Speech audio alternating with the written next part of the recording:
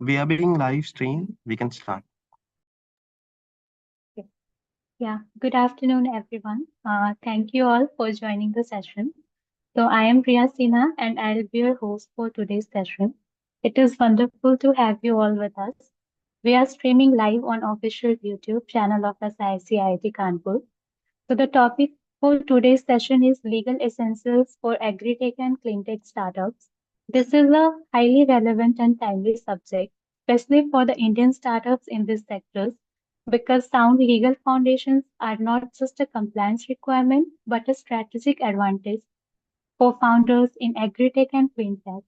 Understanding legal structures, contracts, IP protection, and regulatory pathways can mean the difference between a smooth scale up and costly roadblocks. So, our speaker today is one of very own startup founders, Mr. Nitin Walia. Mr. Nitin Walia is a qualified barrister and partner at Tusk Law and Associates with over 18 years of experience. He brings global, legal, financial, and business management expertise from leading international firms, including Tully and Co., Goldman Sachs, and Deloitte and Touche, along with renowned barrister chambers and law firms worldwide. He serves on the legal panels of leading institutions and is trusted advisor to recognized startups. His experience spans across industries from sport, civil aviation, corporates, and commercial law to cutting edge fields like AI, game theory, deep tech, quantitative trading, IoT, and fundraising. His clients include high profile personalities, HNIs, MNCs, and both public and private institutions. We encourage everyone to actively participate in today's session. Feel free to post your questions in the chat box or raise your hand if you'd like to speak directly. We'll be happy to unmute you for a short dialogue with our expert. Mr. Walia, over to you. The room is yours now. Hi, everyone. Thank you, Ria, for the introduction. Can everybody hear me? Yes? Okay. So today's topic is legal essentials for Agritech and Cleantech startup and preparing your startup for success. So it's quite a wide topic, and law is something which covers quite a wide breadth and dynamics. So what I'm going to try and do is I'm going to take you all on a journey, and I want you to feel relaxed. It's Friday. Just be very, there's nothing to be concerned about that I'm going to point somebody out or anything. Just be relaxed. Okay. So we're going to have a fun time, and I'm going to try and cover the essentials which I feel and we feel that you ought to be aware of as startups and as possible startup stakeholders. So next, Ria.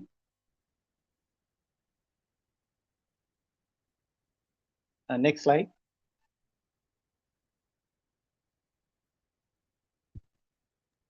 Just a second, she's not able to move it. No worries.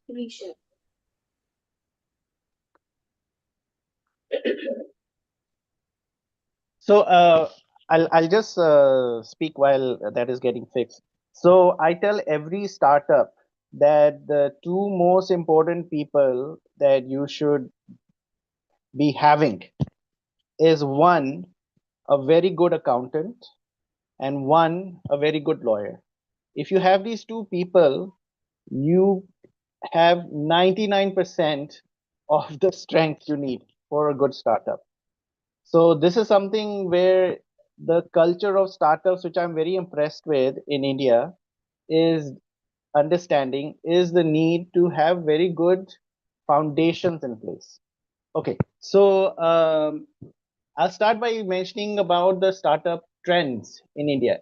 As you can see, we are now the number 3 startup ecosystem in the world, just behind US and China, and we're growing.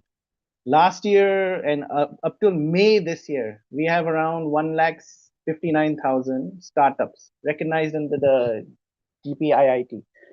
Obviously, there's much more. So till 2024, we've seen around $50 billion of investments in startups. And this is up from 19.7 in 2015. Now we are also seeing a lot of unicorns coming in the country. So there's around 112, and it's projected to go 250 by 2026. That's amazing. Now the valuations of unicorns are 350 billion in early 2000.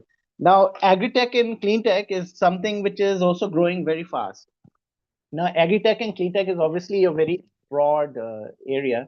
So, Agritech, we're seeing around 24 billion, and we're seeing 13.5 CAGR growth.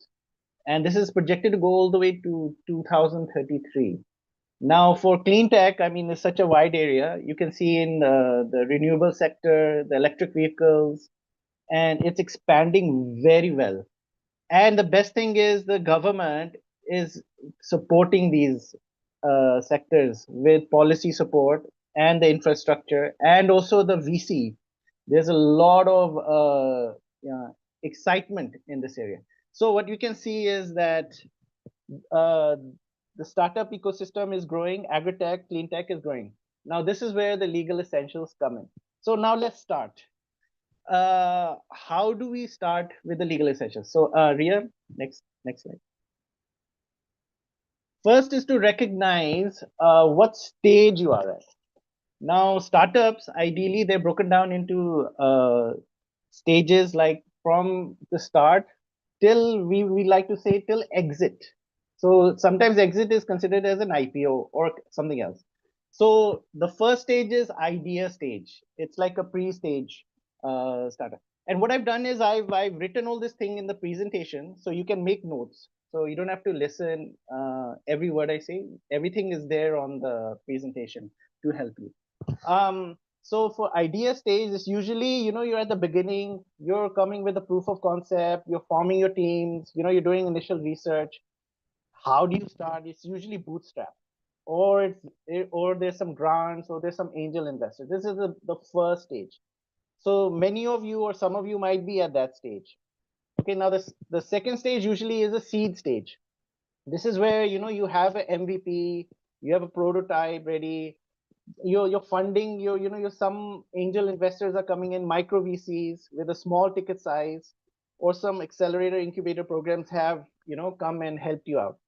Typical fund round, or in size around this is around $100,000 to $2 million.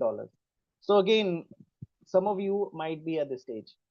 Now the stage after this is called a Series A, right? There's also a pre-Series A, which is just before it, but we'll just call it a Series A. Now this is where your startup is starting to show traction. You're getting users or revenue. You're ready to scale. Things are going in the right way.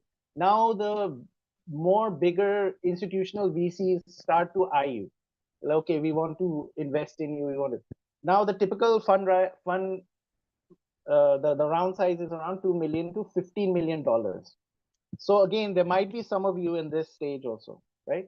Now for each stage, the legal and dynamics around each stage is very different. But the initial stage is very crucial. You have to have the foundation ready to scale up. Okay, next. So after this is Series B. Now, and then go Series B, C, D, can even go to E, F, and it's like, so this is basically where your startup is growing rapidly and you want to start, expanding, scaling. Now, this is more larger VCs probably come in, more growth stage investors, and, more strategic investors start to speak to you. Now, the round size grows bigger. It goes from 20 million to 100 million. Now, this is where it's getting quite, serious, where you're now thinking in a very different way. Then after this, there's a thing called minicorns. This is where your startups are valued from 100 million to 300 million. Now you're talking about a significant, valuation, significant fundraisers, significant growth potential. Now, this is basically the startup is ready to breakout to potentially become a unicorn. Now, a unicorn is something which is valued at $1 billion or more. And there is a very strong VC backing, investor backing, probably very strong strategic partners in place. And you're thinking of something which is very large. Now, we have examples in India like Zomato, Razorpay, Zepto, Swiggy, Forte, and Ola. Okay, next slide. Okay, so what comes after unicorn? Does anyone know? I mean, I'm sorry, can I see the chat?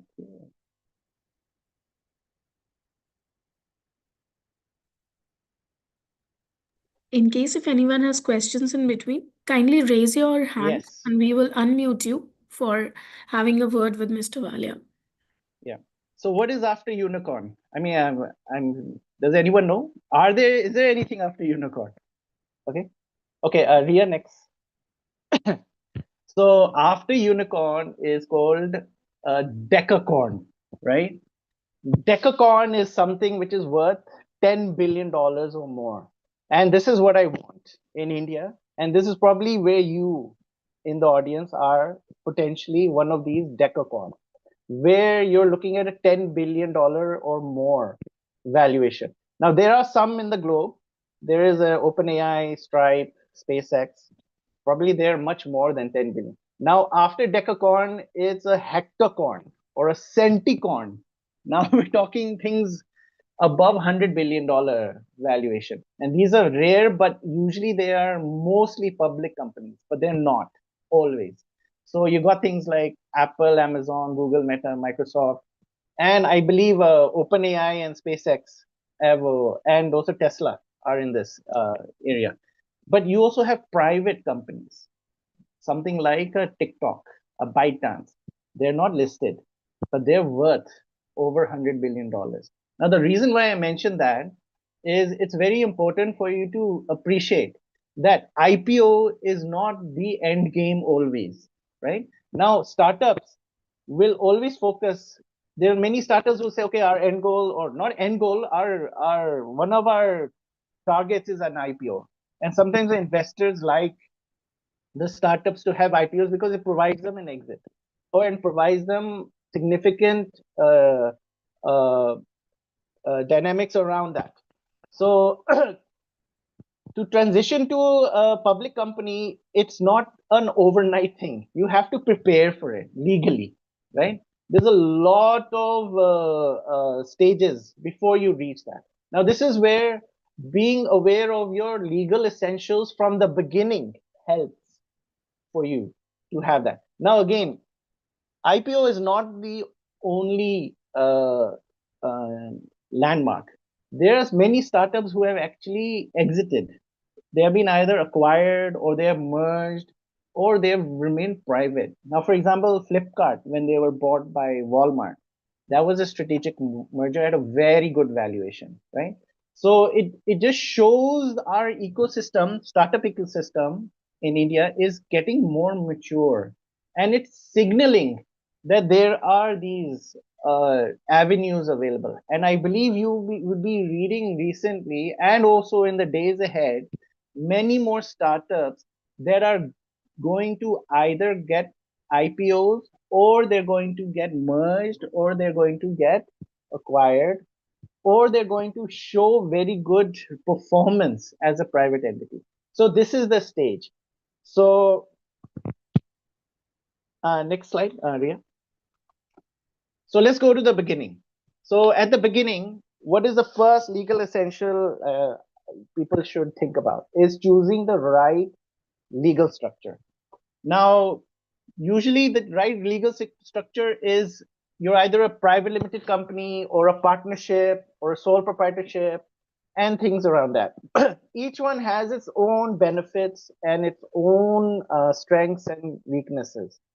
Usually for startups who want to do fundraise, have FDIs, foreign direct investors, or VCs, you will definitely prefer having a private limited company. Now, I imagine all the cohorts are 99% as private limited companies.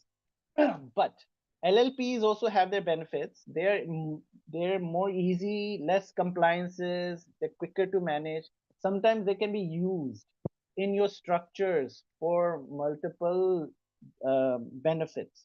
For example, partnership with other vendors or with other startups, you might utilize that. But the reality is private limited companies offer better long-term scalability. Now, you always have to look as from your startup point of view. Don't always look for quick and cheap solutions. You have to look at the long term, medium term, and you also have to plan carefully. Now, this is where structuring also comes in. When you start your startup, do you only think of one company? I mean, there's something you should question yourself. Why only one company? Having structures around different companies, having different entities is not something you can not utilize. So this is just a question I give you. Now, what is the articles of association? This is something where it's listed, and it's a mandatory document every private limited company needs to have. It lists out it's basically your constitution. It's how the company is run, right? Now it's how decisions are made, what the directors' powers are, shareholder powers are, what needs to be done, how it needs to be done, how an auditor can get appointed, how to manage. Now, I want to ask everyone here, how many have you read your own article of association? Now, this is one of the most crucial documents you have. And if you haven't read it, I suggest you please read it and you try and memorize it also. And the best thing is, article of associations can be amended. So this is something it's very crucial for you to have in place and you're aware of. Okay, next slide.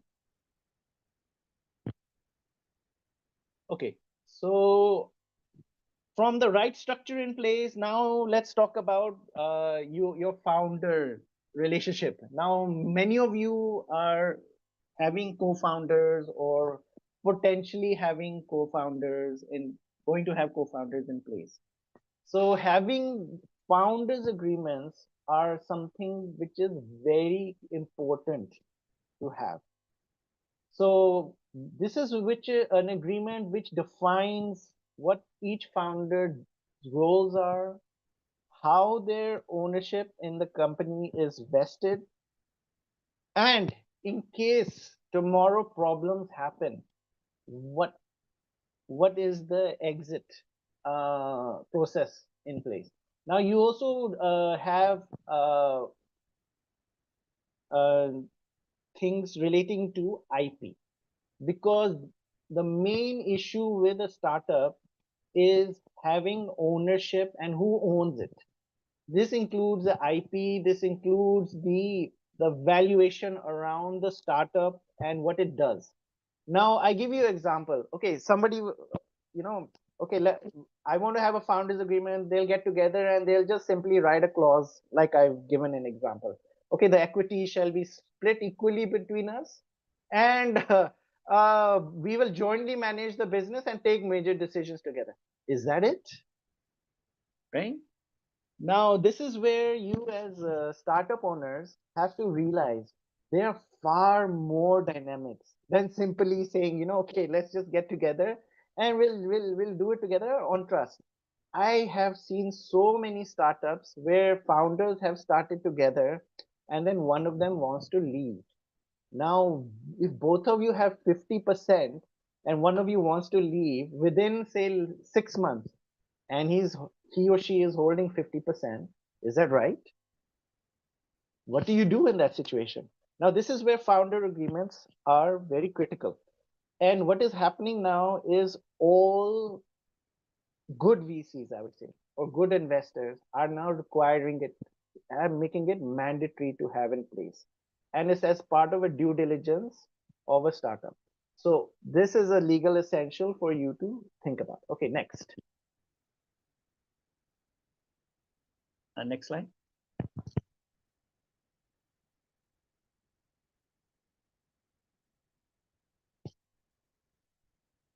Hello? Yeah, we're just trying to change it. Maybe some connection. Yeah. No worries. So talking about founders agreement, the vesting clause is very critical for your equity for the founders, right? Now, some founders will insist, no, I don't want vest. Vesting is basically that the share or your ownership or the equity will be given over time. It will be vested, right? Now, what investors are saying these days is they do not like non-vested equity. It's a major red flag for them. So when you speak to investors, many of them will ask, hey, why is your equity not vested? So this is something for you to consider. And also for when you have a 50-50 split, right? Now, I mean, it sounds very fair, but what happens when there's a deadlock, right? And what happens when there's a disagreement or a major decision has to be made? Now, this is where founder agreements, provide mechanisms to resolve that. And you should also have very clear roles, what each founder. Now, again, IP ownership is very critical. Who owns the IP? Who's creating it? Now, investors want clarity on that. Now, talking about IP, this is where it's very essential for you to protect your innovation. Now, this is where patents come in. This is where trademarks come in. So this is where Agritech and Cleantech, we are seeing a lot of IP action in Agritech and Cleantech, where a lot of patents are coming. Now, patents are there are multiple ways to do it. Now, this is where you should have a IP strategy in place. Who owns what? Who, how is it assigned? If you're working with others or you're working with contractors or it's in-house or it's, you have to have this strategy in place.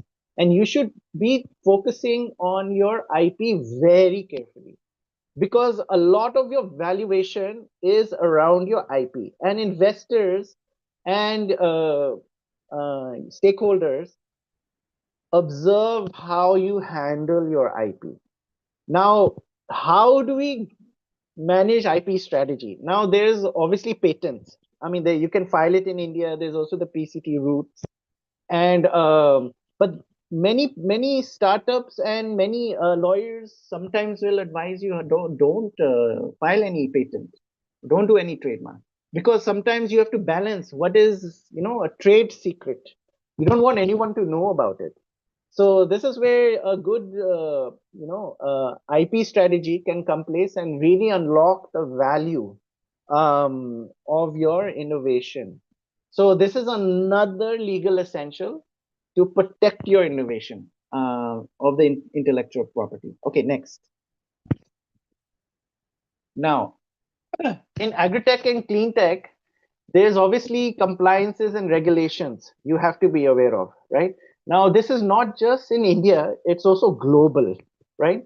Now, obviously in Agritech and Cleantech, you have licensing and registration for each sector and subsectors, and you should be aware of these things. If you are not, you should please be aware of them and be aware of them very carefully, because getting these things right, especially in the beginning, it's very essential.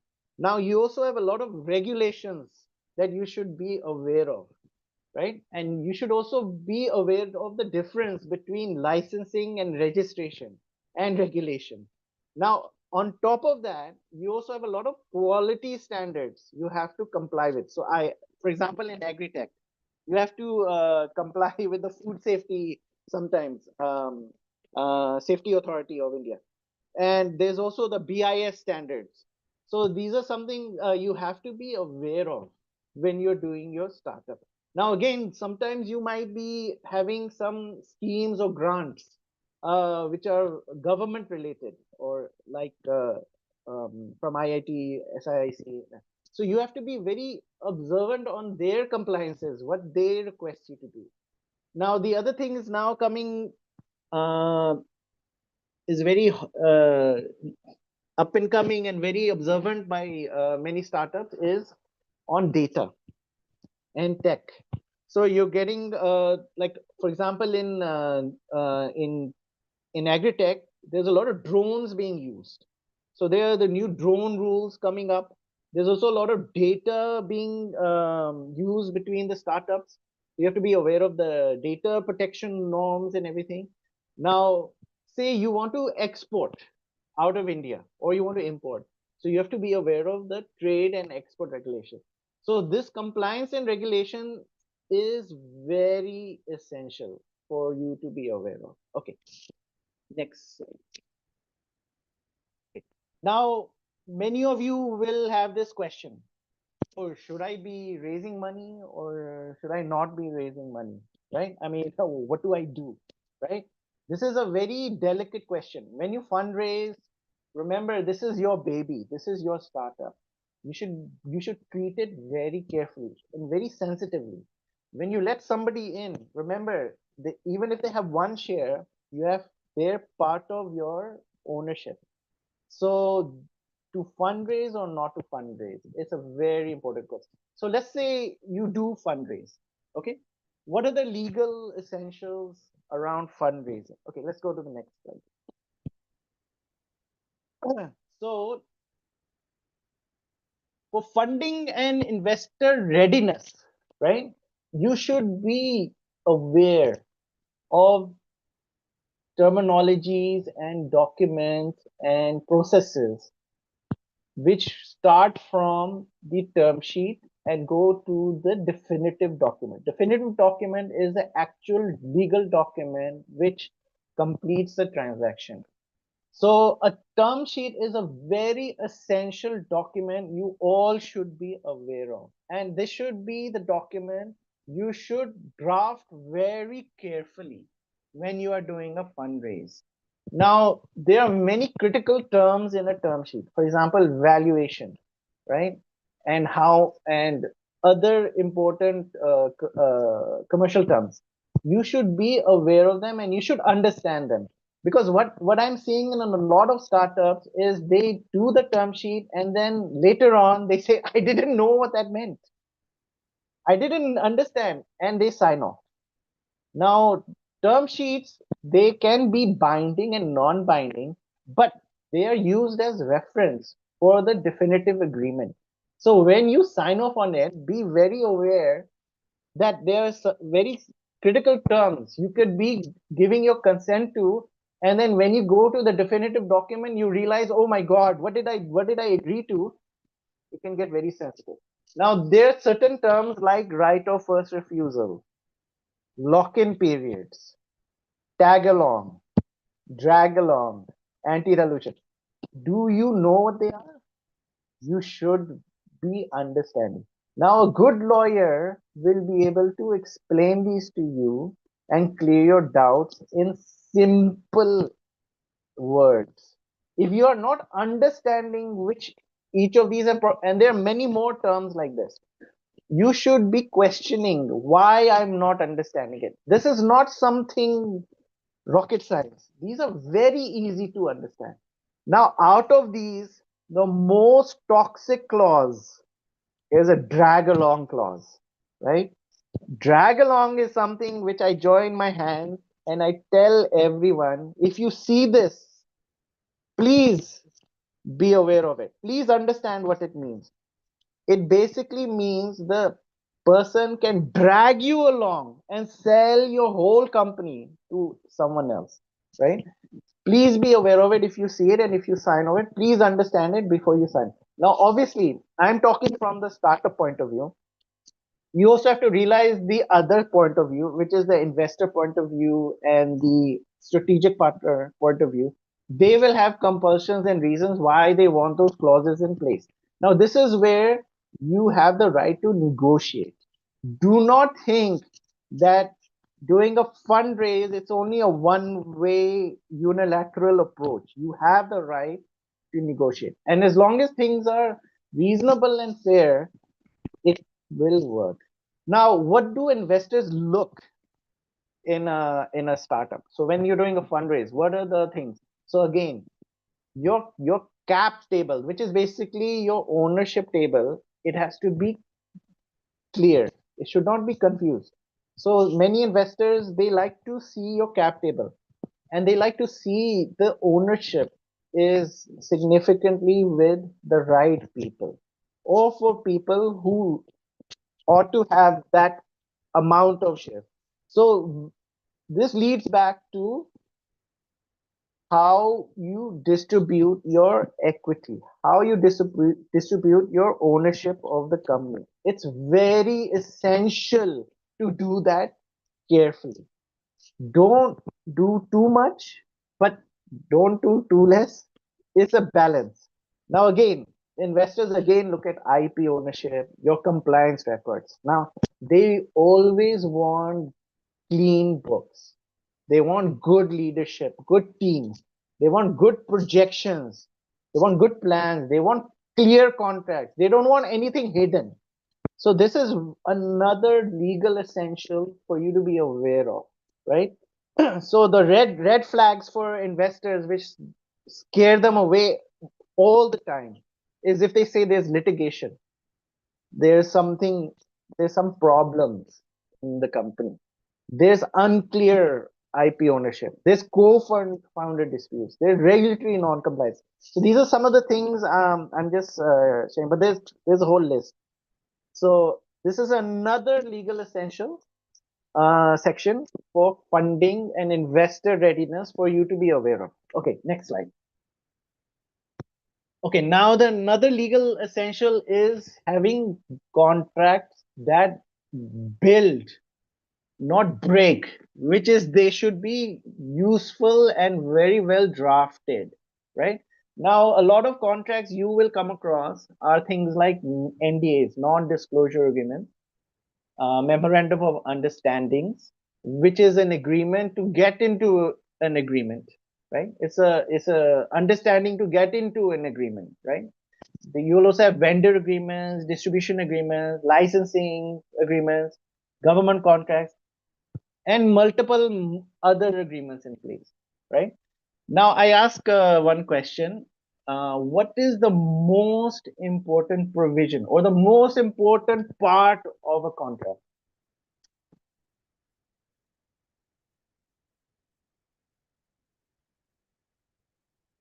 Okay, so when you get a contract in front of you, the first thing you should look at is the part which talks about money. Okay, money is the most important part of a contract. That is where I would say 90% of the disputes happen, where money is not easily or properly defined and explained. How you make the money, what happens when you make the money, what happens if there's delay in payments. It should be very clearly and well made in the contract. If you do that, I would say 90% of your issues are managed. And it's very essential for you to have good contracts in place, because good contracts help you to scale and help you to make money and help you to think of other things.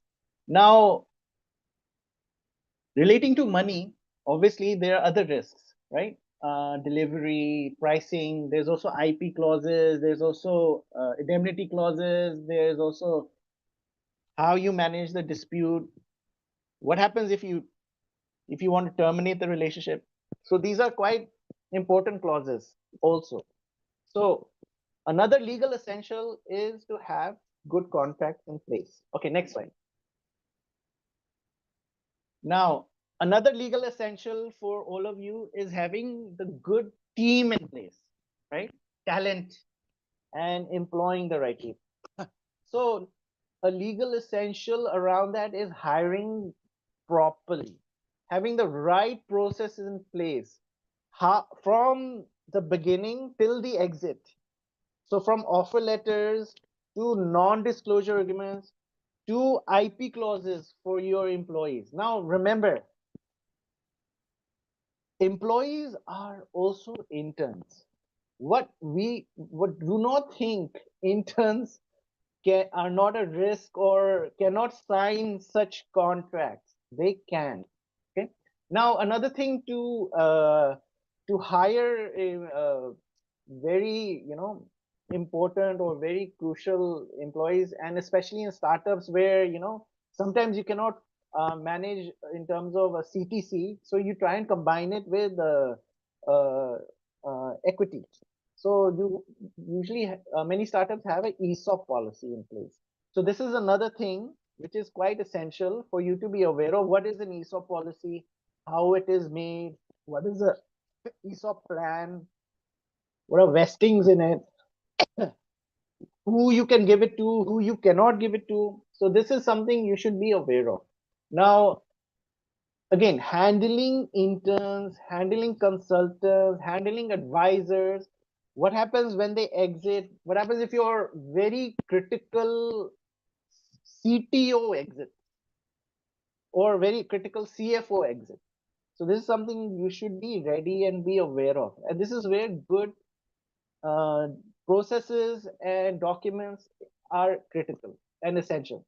Now, what happens when they leave? What do you do with your IP or data? Again, this is something you should have as your process, and they should be written in your documents.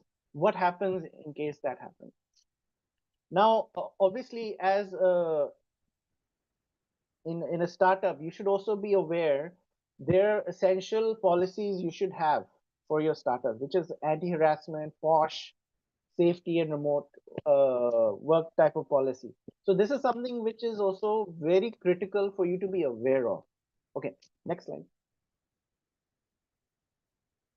Now, another thing for you to be legally aware, which is essential, is what happens when there is a dispute, right? What happens if you actually have a dispute, for example, over payment, or with one of your employees, or with one of your investors, or even with one of your co-founders? What do you do, right?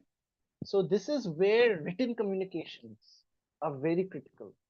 And also notices can come and help you out, where you're trying to crystallize the dispute and explain it, or to manage it.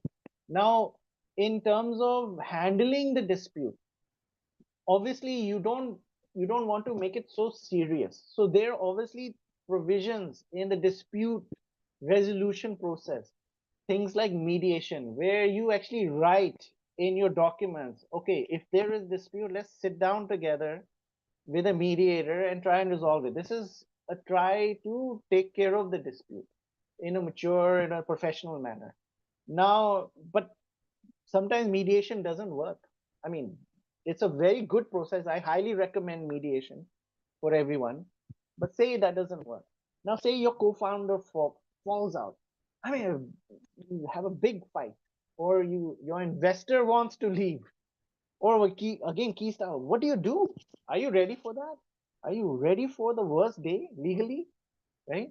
This is where your processes and your documents can help you out a lot. You can be ready. It's legally essential for you to be ready for the worst day. Okay. Now, many people are afraid of court. Oh, should I go to court or should I not go to court? Right. Now, again, there are benefits for going to court. Please do not think court is bad. There are certain benefits. But again, a good lawyer, a good advisor will guide you in your best interest.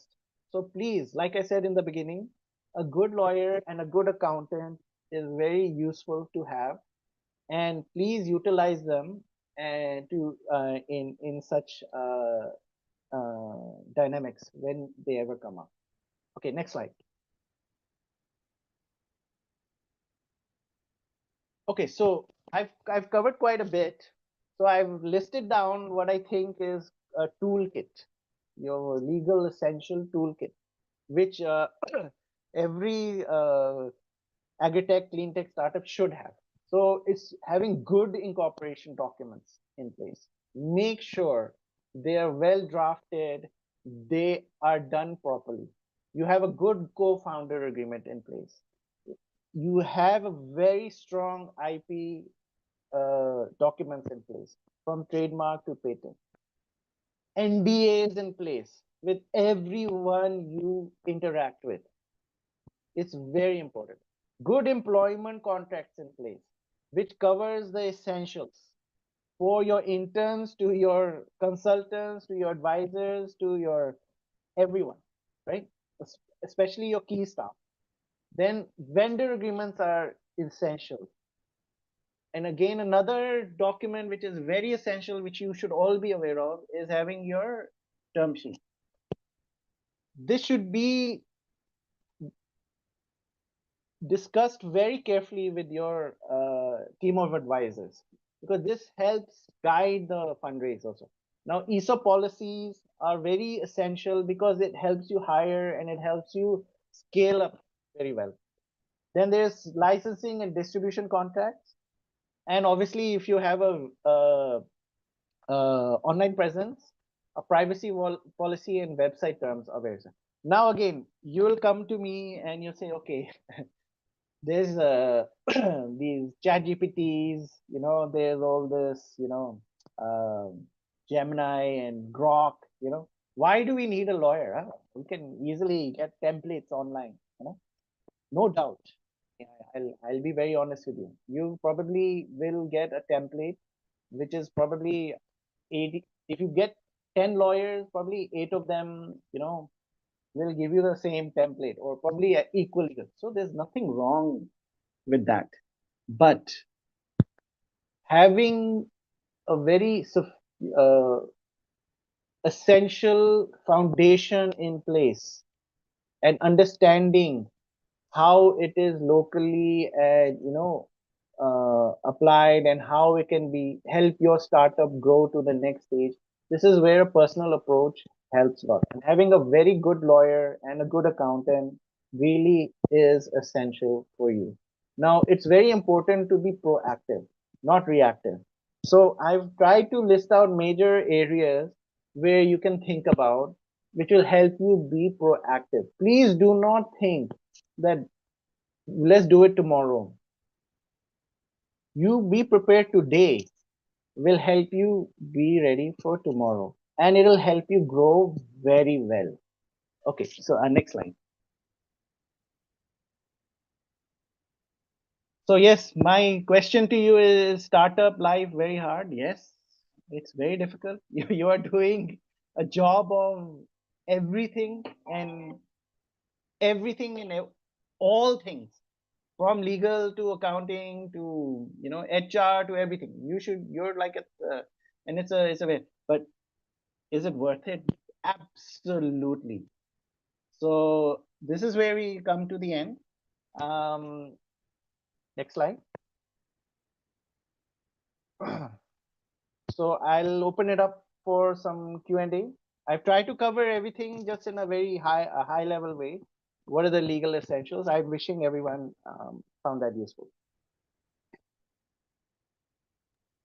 Yeah, thank you, Mr. Walia, for your informative session. So we now move to the Q&A session. Please feel free to drop your questions in the chat box, or raise your hand if you would like to ask directly. We'll try to take as many questions as the time permits. Yeah, so as of now, I can see two questions in the chat box. First is, how should a founder decide between filing a patent and or keeping it as a secret? So this is where you should consult your IP lawyer or your lawyer and decide, because essentially patents, they have a multiple role. Now, for example, patents can give your startup a valuation, right? But also patents also have the right to earn you revenue also. For example, you can license it, you can earn from it, right? And the other thing about patents is that they can also quantify that you actually own the IP in question. Now, a lot of investors insist on seeing that you have IP ownership, and they like to see who that ownership belongs to. So, for example, if you're asking me whether we should file a patent or not, sometimes it's necessary to define who owns it, because otherwise there's a question mark. For example, if you have made it with another person, there might be a question mark. Okay, who owns 51%, who owns 49%, or is it 50-50? So this is a, but again, now what is happening is that patents is obviously you have to, uh, prepare an application, you have to, kind of, explain it, which can be read by others, right? Especially from application to the registration point of view. So keeping it a trade secret, it sometimes it is very useful, especially if you're doing something which is quite innovative. It is quite, you're the first one to know about it. So sometimes that brings extreme value to the startup. So it's not necessarily important to file patent. Now the good thing about IP law is you don't have to necessarily have a patent if you can demonstrate first use. Now, how you demonstrate first use? So obviously, when you have a trade secret, you have to have documents in place so that tomorrow, if somebody questions, hey, how do you demonstrate the first use? Now, this is a question I leave to all of you. How to show you were the first one to use or to know or to innovate about that IP. Now there are multiple ways to do it. Now it depends for each industry. For example, Agritech, Cleantech, there are multiple ways. The best way to show first use is to show it in a public manner. But again, it is a very thin and fine balance how to do that, because showing it publicly is revealing it. It's not really a trade secret all the way. But you can show invoices, you can show documents which are related to that issue. So this is something which you can think about.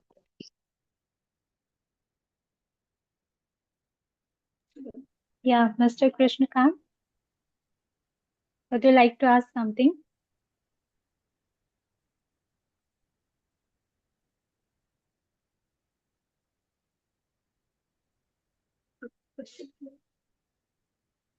Mr. Kant?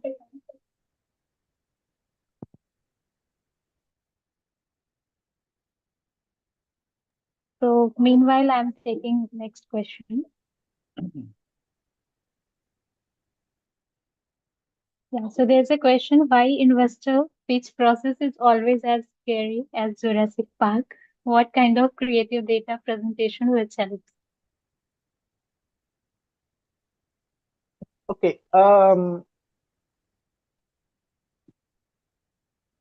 To pitch to a investor, right? Obviously, it can be scary. Now, what I've seen is, because I know I advise and I deal with many startups. Now, I've seen the growth or the maturity from early stage startup founder to when you meet them after Series A. I mean, they're transformed.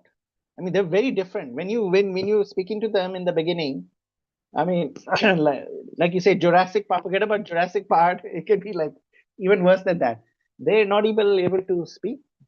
But like this, but the what I can suggest is that you should be aware of what you are speaking, right? There's a lot of terminologies, there's a lot of essential, from legal to financial to IP related to what a good investor looks for. Obviously, they look for, I mean, I'd mentioned it earlier, what are the key takeaways they like.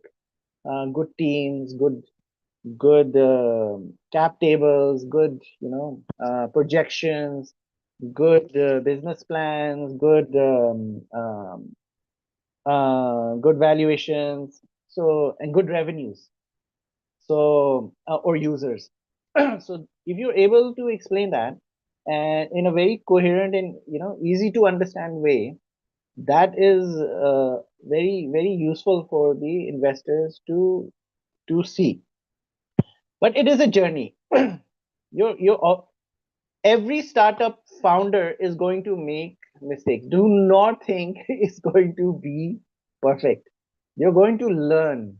And the best thing is when you have good advisors in place, they will help you. Now I've seen so many startups where they get stuck. They're like, oh, we don't know what to do. We're trying to get out of this problem. But as soon as they get the right advice, they they unlock. They're able to unlock. So this is where founders should be uh, aware. You are going to face problems, but don't think that the problem is going to take you down. There's always solutions. There's always learnings. There's always things that will make you better. So this is what I would say is when you do your pitch, yes, please try and prepare. Please try and learn what you are saying, why you're saying it, and it is not difficult. When you're talking about your startup, it should be very natural. It should be very easy for you to do it, and you should be aware of these essential parts of your startup which should come out. And and the best thing I'm seeing is startups in India. There be especially advanced startups, they're coming to terms with these things very early, and the culture is coming in the startups very well. So where in other sectors they would not ask for a lawyer, I'm seeing many startups ask for a lawyer at the beginning before incorporation. So they're actually getting prepared for the journey and doing the foundation in the beginning and getting all these uh, important essential building blocks in place from the beginning. So when they do go to the pitch, they have evidence. This is where it really helps. Yeah. Okay, so Mr. Maurya, we have promoted you as a panelist, so you can ask questions now. Hi, Nitinji. Is I'm Hi. audible? Yes, sir. Yeah. So actually, currently we are a startup running since 5 years, and we have a lot of technology transfers, a lot of patents, 9 patents we have. But these patents are through IIT Kanpur.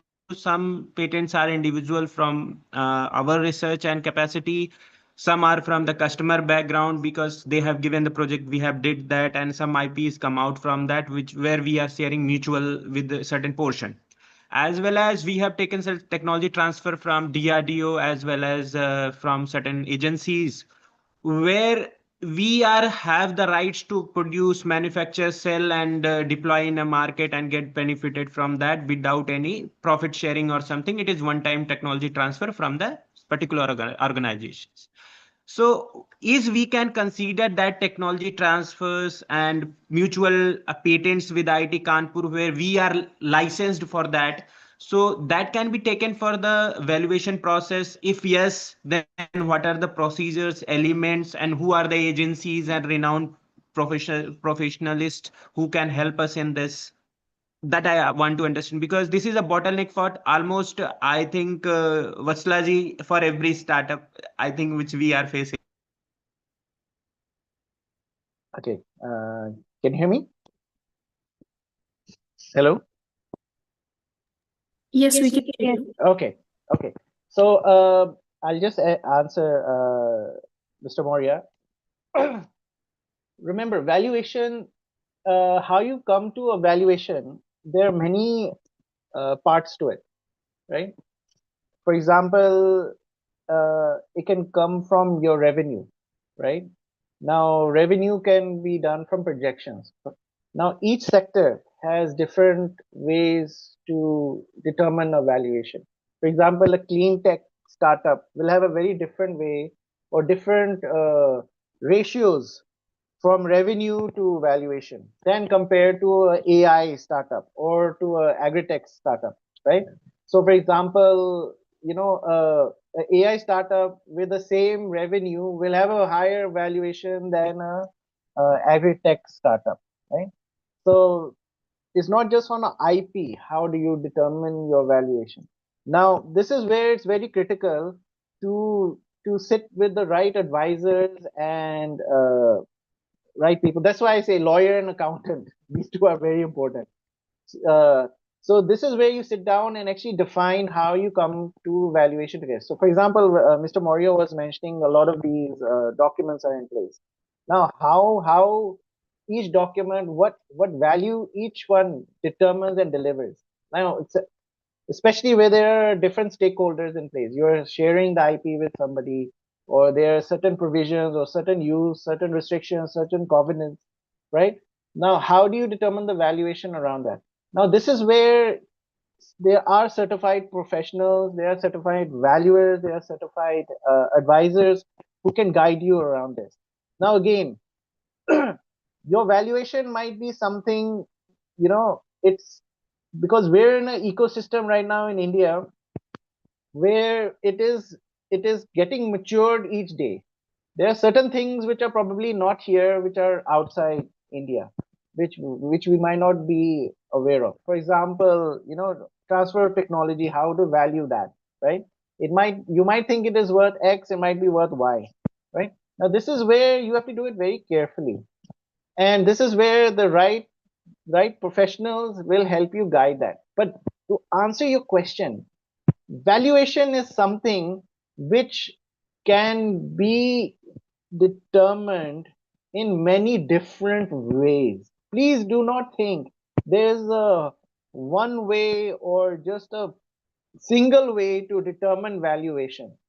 You can have your startup have a valuation of, I just use an example, $1 million today, and also you can have the same startup be worth $10 million. Why? Now this is where it has to be understood how you arrive at that valuation. Now this is where the investor, the stakeholders that you are engaging with, or your financial professionals who are using that valuation, because valuations are very critical on not just on fundraisers but other elements around that, because it helps in finances, it helps in raising money, it helps in managing your ESOPs, there's many dynamics around that. So this is where it's very important for you to just sit with the right people and just have it understood and essentially taken care of. So just to answer your question, yes, there are ways to do it. Yes. Okay, so the next question is, from your experience, what is the single biggest legal red flag that makes an investor walks away even if the business idea is strong? So I had given these red flags earlier. So the biggest one is your co-founder relationship, right? So you'll be surprised. There's a lot of startups who insist on having a co-founder. So when they see you are a single owner, they'll actually want a co-founder because they want to see how you work with others and how sustainable the startup is, because they don't want to be dependent on one person. So sometimes we're seeing a lot of this in the startup ecosystem where investors are actually asking why you don't have a co-founder, right? Now, this is where we're seeing a lot of red flags where the co-founders have disputes. So this is something which is a very big red flag. The obvious big red flag is the unclear IP ownership. So if that is not very clearly defined or understood or taken care of, essentially, that is a very big red flag. The other thing is your how you're earning revenue. That is also very important for investors. And obviously the litigation, if there's any problems, if there's any issues around that. So there's a lot of due diligence that happens, and a good investor will actually come and probably show you things that you're not aware of. So when you do a due diligence exercise, please don't be afraid of it. It's actually telling you what you can fix, what you can actually, resolve. So please take it as a positive that you are getting, somebody is trying to find a red flag from you. It's actually very good if you, I wouldn't say a red flag, if you find some orange flags or some flags which are not red but can be red, so that you can take care of them. So this is where good investors or good advisors will actually sometimes even recommend, hey, why don't you do a due diligence before the investor comes, so that you can be aware of what are the things in place before you do a proper due diligence. But again, like I say, a good advisor, good lawyer, good accountant will guide you and will help you, support you. And please, there are a lot of problems you will come across, but please do not worry. There many, I would say, most of the time there are solutions, and you have to focus on building and scaling your startup. If you're too concerned with something, is stressing you out, you should be taking care of it so that you can focus on it. Now, this is where I see a lot of startups. They come to me, and when afterwards when they're unlocked, you can see them grow so fast, and it's unbelievable. And it's sometimes very small things they're not able to understand how to resolve it, right? For example, how to deal with the co-founder. There's a problem. So when it is unlocked, oh, the startup grows so fast. Yeah. So, Mr. Walia, I also have a question. Uh, Many a times when we ask our startups to onboard a legal advisor in the beginning only when they have started the company, we are told that being a startup, it is difficult for us to afford legal advisors at this point of time. So, can you please share with us the probable possible modes of payment that can be done to legal advisors? What is acceptable in this case? Okay. Now, I advise a lot of startups. My approach is that, listen, today you are a startup, tomorrow you're going to be a decacorn. So I want to go along with your journey. Now, a good advisor is going to speak to you in terms where they understand your ability to, engage you, right? So obviously, it's not going to burden you, right? I'm not going to say, I want this, right? This is my terms. A good advisor will accommodate and be part of your journey. Now, the thing is, when a lawyer or accountant or a senior advisor is dealing with you, remember, you are the CEO, you are a senior person. The engagement is at a very high level, right? Now, this high levelness has to be treated in such a way.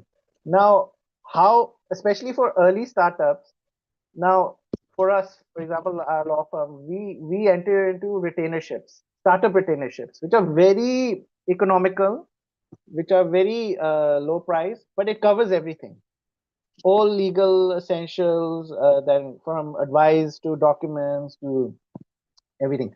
Obviously, things which cannot be covered, like filing a patent, government fees or some that obviously cannot be taken care of. But this is where now lawyers are actually realizing, you advise a good startup, you get, and you advise the CEO, you're entering into a very personal relationship, and that relationship is not just going to be for today, it's going to be for the whole journey. Especially if obviously if you're going to uh, have that trust, right, and the good advice and the good relationship. Now, this is where it can work out, where your relationship is not just for today, it is for the whole journey. So this is where the good lawyers and the good startups actually speak on those terms. Is look, don't look for today. Let's look for the whole journey, and let's not look for the end. Let's enjoy the journey together, right? So this is where it can come into place, where there are many dynamic ways you can engage a lawyer. So not only from financial point of view, you can offer sweat equities. You can offer other dynamics around that.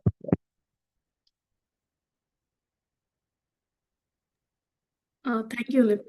We have another question. Uh, how to evaluate VCs before we initiate investment talk?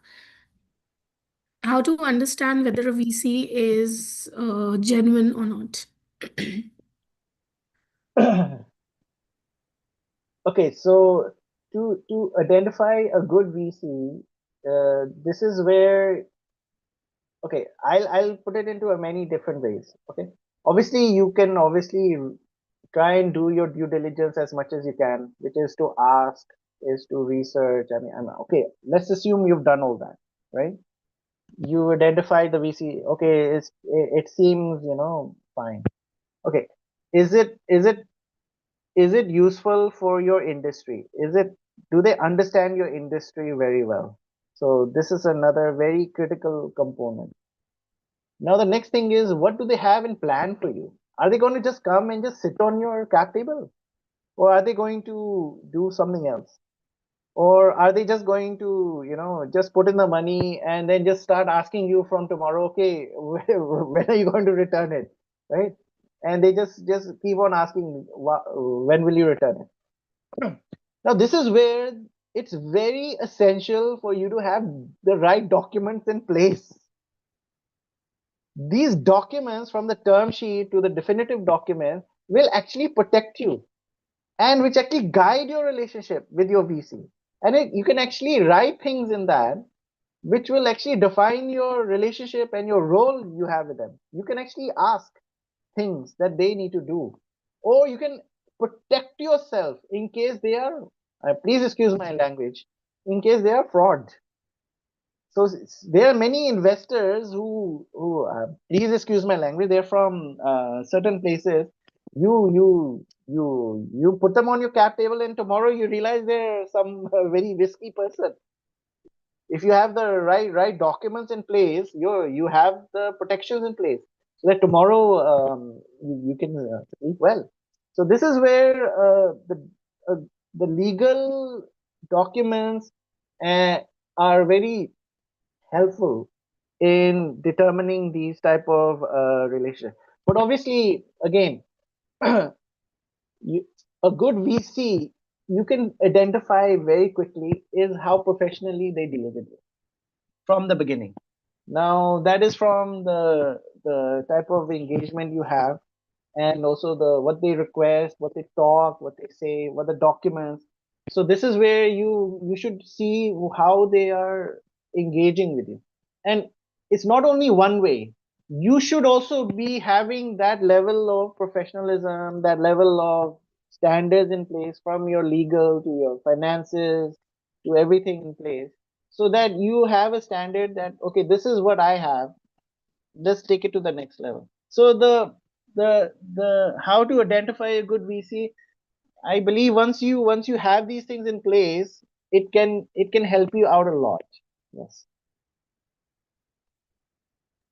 Okay, so another question is, what is the ideal stage for Cleantech startup like ours and startup IPO preparations?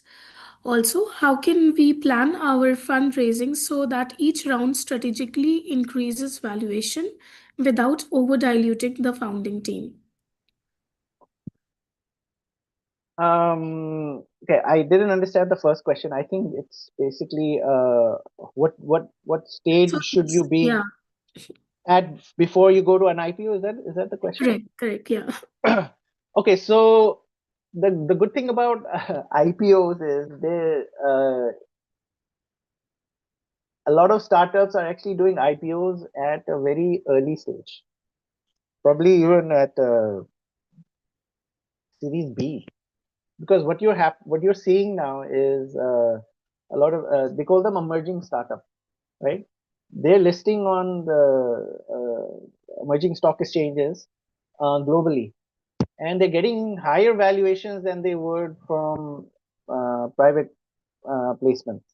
So this is something a lot of startups actually looking at as an option, where they're at a Series B and they're saying that, okay, if I go to an IPO, if I'm going for a private placement, I might get a $50 million valuation. But if I do a emerging startup listing, I might get a $200 million valuation.